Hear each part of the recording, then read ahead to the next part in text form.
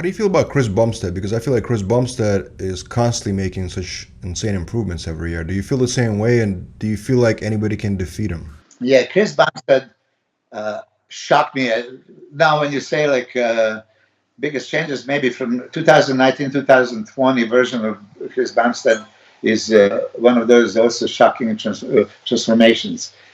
And everything went for better. His size, his shape, his thickness, his width, his conditioning, back, leaps and bounds, legs better, abs better, chest, shoulders much fuller, arms improved. So yeah, he did this, and he established himself as pretty much unbeatable, in that category. I wouldn't, I wouldn't agree that he continued improving this year because 2020 Chris Bumstead for me would no question be 2021 Olympia Chris Bumstead for me. You know, uh, yeah. So he didn't bring exactly his best, and there was actually for the first time maybe he was even nervous on the stage because Terence was very good and in great condition, better condition than him. So but here still his structure overall package was too much. Uh, he for me somehow is much bigger than most of the other guys in classic physique, to the point that Jay Cutler would make comments like, "Hey, if he goes to the open division, he would be very competitive, and if he stays there, he could win the title." I mean, Do you think that that's too, or no? I don't think so. Yes, that's the shape and structure is tremendous. When he lifts his arms, the V taper is crazy, but you are limited in your weight category and classic physique um, rules. If you go to the big boys land like um, Hadi Choopan, Brandon Curry, Big Ramy, how do you really compare them, right? Uh, Chris still doesn't have a world class arms for open bodybuilding. So this is one thing that is still missing. Legs, even though they're good, they're not bodybuilding size legs still. It's nice, shapely, muscular, separated. So I love his physique, and I think that he's as classic as they come. Do you think he's And unbeatable current? Do you think he's currently unbeatable for next well, year or so? maybe currently, yes. As you know, I'm working with Logan Franklin that really honestly He's believes that great. He Logan Franklin is great.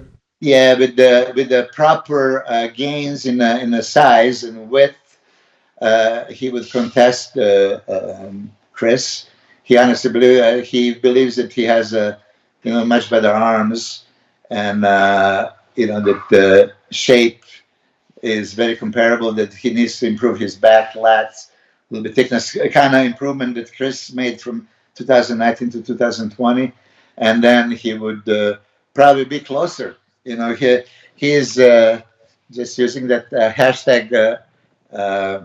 Closing the distance.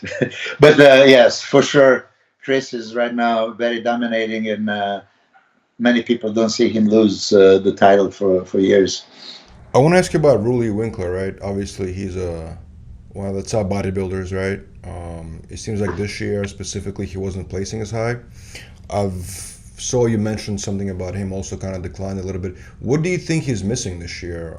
He's missing conditioning big time, control over his midsection and legs. And I watched him from Chicago show that he entered. Going into the show, he was one of the favorites, and then you would expect him to be in the first call out in top three contender right away, possibly winning the title because he was the biggest name. When you a top three Olympia contender, Arnold Classic champion, and you're going into the smaller show, you're immediately favored. But he didn't really look anything like Roelly Winklaar that we know. So he asked me what is my opinion, and he thought that he was much smaller. I said, like, yeah, uh, as smaller as he was still big enough. That wasn't the case. But he needed conditioning and he needed legs. So in the other shows that he entered, he tried to put that size back. And in this last show in Prague, he was humongous. He was that old Roelly size, but still conditioning was not there.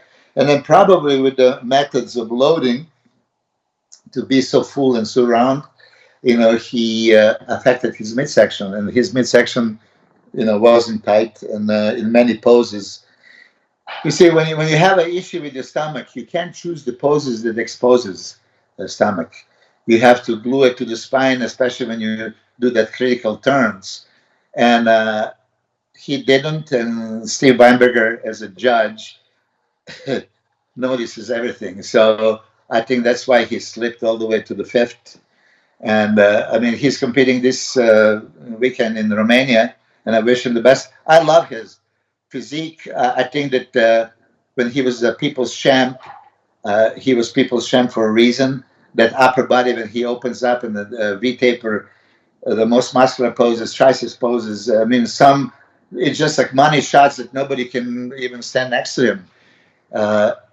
With controlled midsection, and he didn't have it, and with improved legs, and he didn't have it. I mean, if you guys are particular, watch the videos from the show and watch his legs. Within 3 to 4 seconds, they start disappearing. So you can't do that when you are at the pro level and you're in the lineup. That's half of the body. I don't have big legs. That was the case with the Brendan Curry as well. And then you relax them. So now, when you don't have big legs and you relax them, they're going to look what? Even smaller. They're not going to be separated. And anybody that stands next to you ready is going to dominate you. And then you're going to lose, and then you're going to wander, and you're going to have complaints. No, you are judged by what you're presenting on the stage, and that's half of the body.